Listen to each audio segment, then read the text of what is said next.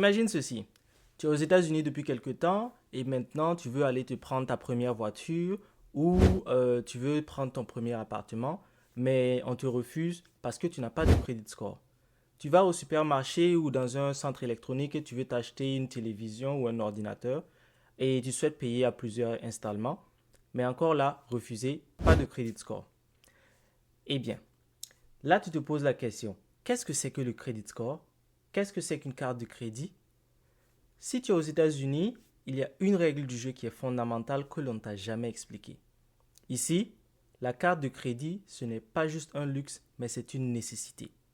Plus, c'est une règle fondamentale, quelque chose de très important à avoir dans ton arsenal financier afin de pouvoir atteindre tes objectifs d'indépendance financière.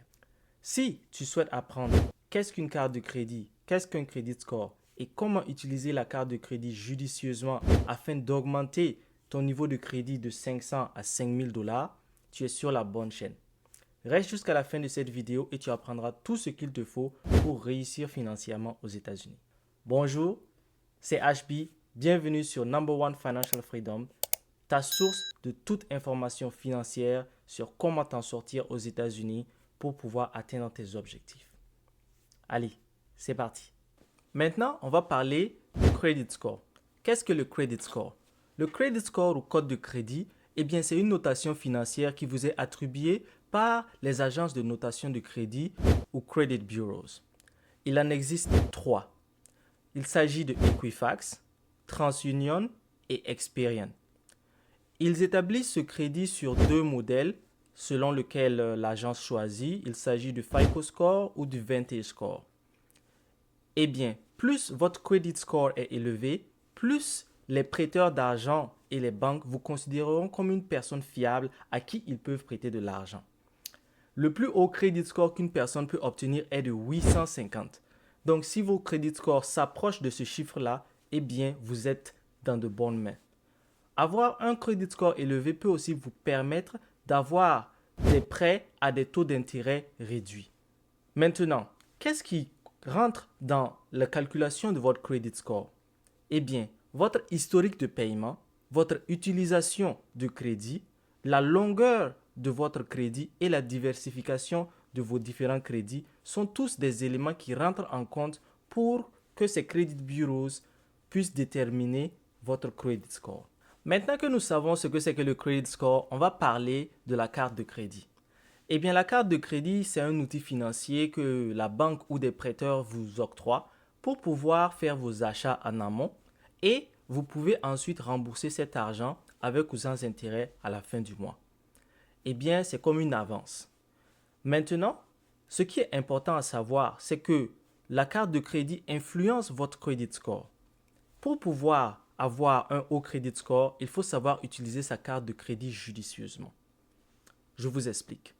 Une carte de crédit, lorsque vous faites des achats, disons que votre carte est de 500 dollars et que vous dépensez 40, 45, voire 75 à 100 dollars, vous devez payer à la fin du mois ce qu'on appelle un minimum payment. C'est une balance que votre prêteur, votre issueur de carte de crédit détermine et vous devez vous assurer de payer ce montant-là à temps et respecter tous les paiements. Cela permettra de démontrer aux credit bureaus que vous êtes une personne fiable qui paye à temps ses dépenses. Deuxièmement, votre carte de crédit, disons une carte de 1000 dollars, vous devez vous assurer de ne pas dépasser plus de 30% du crédit d'utilisation. Par exemple, vous ne devez pas dépasser 300 dollars. Si il vous arrive de dépasser 300 dollars, ce n'est pas grave. Assurez-vous de payer votre carte de crédit avant une certaine date pour pouvoir assurer que les credit bureaus ne vous voient pas utiliser plus de 30%. Si vous voulez tout apprendre de qu'est-ce que cette spéciale date dont vous devez vous assurer de payer votre carte de crédit, j'ai une vidéo qui va s'afficher ici où vous pourrez tout apprendre de comment lire votre credit card statement, le document que la carte de crédit vous remet à la fin du mois.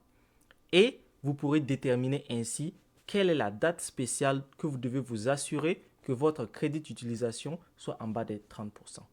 Maintenant que nous savons qu'est-ce qu'une carte de crédit, il faut savoir qu'une carte de crédit aussi peut avoir beaucoup d'avantages. Par exemple, les cartes de crédit aux États-Unis, il y en a de tout type et de tout genre. Chaque carte de crédit vient avec ses avantages et ses inconvénients. Certaines cartes de crédit peuvent vous rapporter ce qu'on appelle des cashbacks.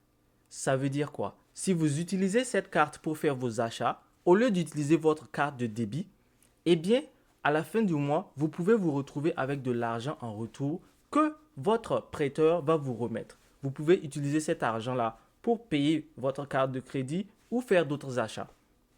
D'autres types d'avantages peuvent être les miles remboursables. Ça veut dire quoi? Ça veut dire que lorsque vous utilisez cette carte de crédit-là, eh bien, on vous donne un certain nombre de miles que vous pouvez utiliser lorsque vous voulez voyager. Cela peut réduire le coût de votre billet, par exemple.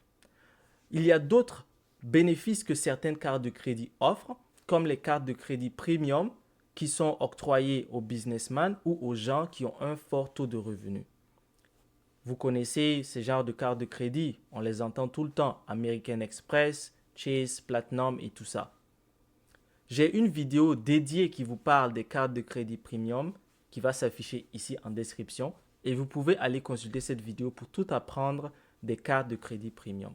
Si vous êtes nouveau et que maintenant vous voulez prendre votre première carte de crédit, j'ai une vidéo aussi qui va s'afficher ici, là où je vais vous parler de comment débuter avec votre carte de crédit. Si vous avez déjà une carte de crédit ou un credit score et votre crédit est bas et vous souhaitez remonter votre credit score, j'ai aussi une astuce pour cela. Eh bien, j'ai fait une vidéo dédiée pour ça qui va s'afficher ici. En conclusion, la carte de crédit bien utilisée, ça vous facilite la vie. Mal utilisée, c'est une bombe à retardement. Si vous avez des expériences avec des cartes de crédit ou une petite anecdote, n'hésitez pas à me les laisser en commentaire. Je vous attends pour une prochaine vidéo où nous allons parler de comment atteindre l'indépendance financière aux États-Unis.